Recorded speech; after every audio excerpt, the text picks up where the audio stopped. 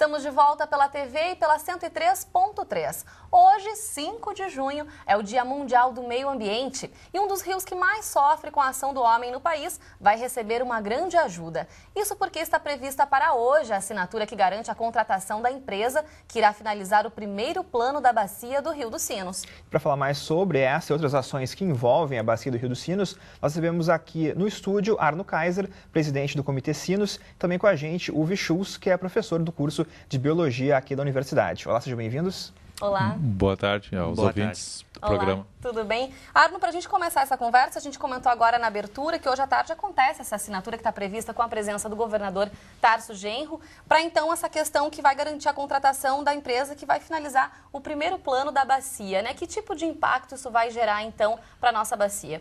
Bom, o plano de bacia ele vai organizar o planejamento das intervenções, né? E vai ser também o processo aqui que a gente vai fazer agora, o processo de construção com a sociedade, que vai legitimar com a sociedade quais são as ações mais importantes para a gente alcançar aquele rio que todos nós desejamos, que é um rio em quantidade e qualidade suficiente para nós e para todas as criaturas que vivem nessa região aqui, né? E, professor Uwe, como o senhor avalia esse momento, os reflexos que podem, então, né, ser gerados a partir da assinatura de hoje à tarde? Bem, isso é o primeiro passo para o futuro melhor, como o Arno Kaiser disse, né? É um passo necessário para poder implementar todas as medidas que de longo prazo vão melhorar a qualidade da água do Rio dos Sinos. E, Arno, a gente sabe que no evento estarão presentes aí 32 municípios, que é bastante importante a participação de todos os municípios engajados realmente nessa causa, né?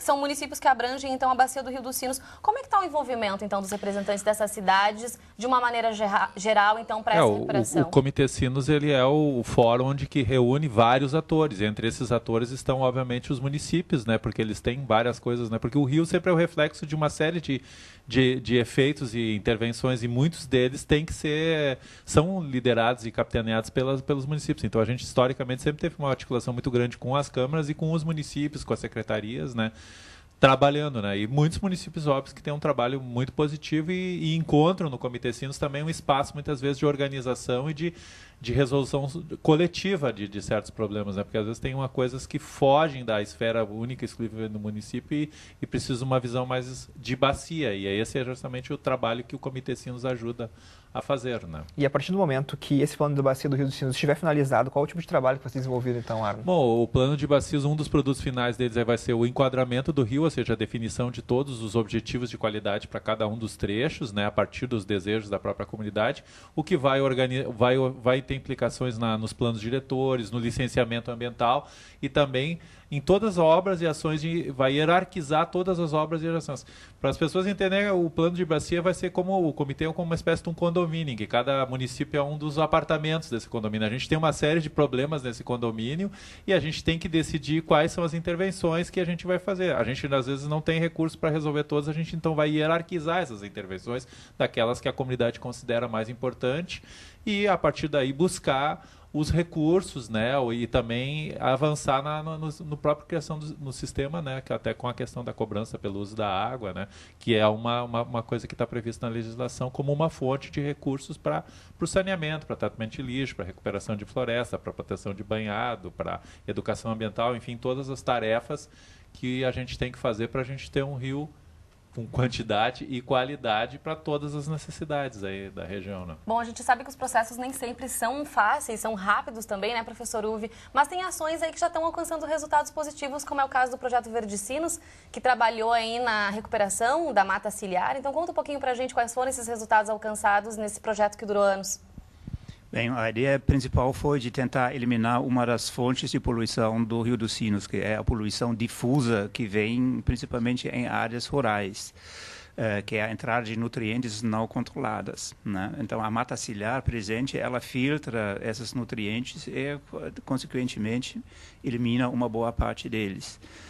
E estudos prévios mostraram que a mata ciliar na nossa bacia é completamente deficiente. Então, a ideia foi de replantar uma boa parte dessa mata que falta, e o projeto alcançou esse objetivo. A gente replantou e conservou em volta de 330 hectares, que se você espicha essa área ao longo dos arroios, né, é uma área imensa, né, são mais do que 70 quilômetros, né, que foram preservados dessa forma. Inclusive, a recuperação estava prevista para acontecer em 2 anos, aí aconteceu em 3, né, professor? Por que teve esse tempinho a mais?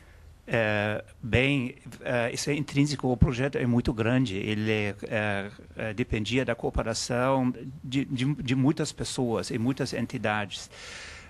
Então, até mobilizar toda essa turma e coordenar toda essa infraestrutura demorou tanto tempo.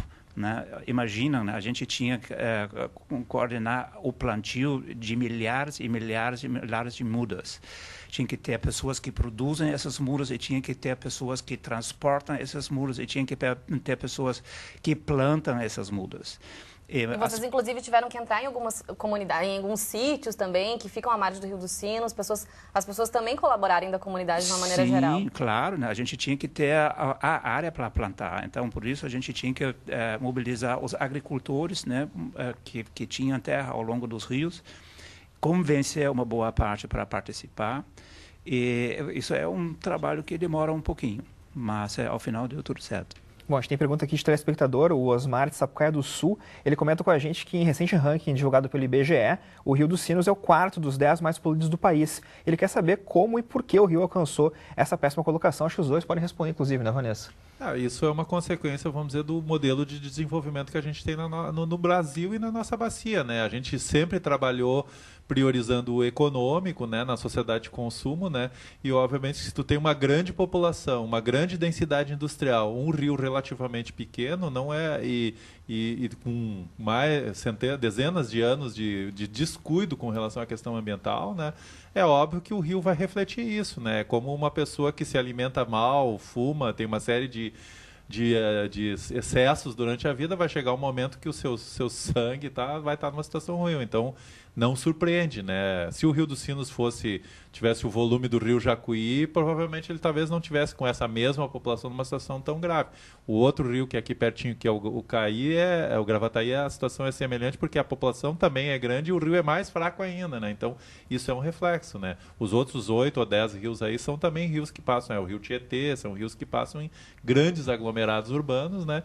Onde toda a nossa civilização vai descarregando. E infelizmente, o nosso modelo é uma civilização ainda construída não respeitando os ciclos naturais, os limites da natureza, mas explorando ela, né? Isso vai se refletir na qualidade das águas, da vegetação, da biodiversidade, enfim, de todos os outros fatores que a gente não presta atenção muitas vezes, né? Uma hora elas reclamam, né? E a forma de reclamar aparece nesses relatórios. Aí, Bom, né? acho que o professor Uvi pode complementar essa resposta também, colocando a questão de que a população tem essa responsabilidade, sim. A gente sempre está mostrando aqui iniciativas que envolvem as escolas, que envolvem as comunidades que vivem às margens dos rios também, porque também tem que fazer a sua parte, não só esperar dos governantes, não é mesmo, professor? Bem, tem que ser claro que o Brasil é uma democracia, né? E não dá sempre para esperar que todos os outros tomem as providências e as iniciativas. O próprio cidadão, ele direciona o esforço político para as áreas que ele quer através do seu voto. E essa situação que o Arno explicou agora, ela é em decorrência da importância que todo mundo deu para o recurso à água, que era mínima. Porque todo mundo sempre achava que vai ter água para sempre nas quantidades e na qualidade suficiente para contemplar todos os usos possíveis. Isso não é assim. E agora a gente chegou num ponto que tem que ser tomadas medidas, né? E essas medidas, eles ocorrem também pela vontade da própria população. Então, a partir do momento quando, como esse cidadão se informa e chega na conclusão, por que a gente está tão ruim na média brasileira? Vão começar os questionamentos para os políticos que vão movimentar toda essa máquina, como hoje o próprio governador que vai assinar o contrato para a assinatura do Plano Sinos. Bom, quem se interessou pelo assunto também, né, pode acessar o site comitesinos.com.br, que tem outras informações também por ali, né, Vanessa? E acompanhar um trabalho que vem sendo feito para a recuperação, então, do Rio dos Sinos. Bom, muito obrigada pela presença de vocês. A gente vai seguir falando sobre esse assunto aqui também nos próximos dias. Muito obrigada pela presença. A gente que agradece pela oportunidade. Obrigada, até a próxima. Eu agradeço também. No próximo bloco tem os detalhes da previsão do tempo para esta quinta-feira em todo o estado. Você confere como foi a aula inaugural também do curso de Humanidades aqui da Unicinos. Mas antes do intervalo, a gente dá uma dica para o próximo dia 19 de junho, data do festival Nuestros Gritos. O evento, promovido pelos alunos do curso de produção fonográfica da Unicinos, tem como objetivo promover artistas do cenário musical gaúcho e irá contar com a participação das bandas Vera Louca, Redoma e De Ângeles. O evento acontece no Beco, em Porto Alegre, a partir das 11 da noite. Mais informações em facebook.com/festival Nuestros Gritos. E na próxima semana, entre os dias 11 e 13 de junho, acontece na Unicinos a 22ª Semana Interna de Prevenção de Acidentes do Trabalho, a CIPAT 2013. O objetivo da atividade é promover momentos de integração, saúde e diversão para a comunidade acadêmica e comunidade também em geral. As atividades vão de oficinas e palestras, a ginástica laboral, yoga e ações promocionais. Todos os eventos são gratuitos e acontecem sempre a partir das 2h30 da tarde na sala de seminários 2 da biblioteca. E as inscrições podem ser feitas através do cipa@unicinos.br. Não saia daí, nós já voltamos.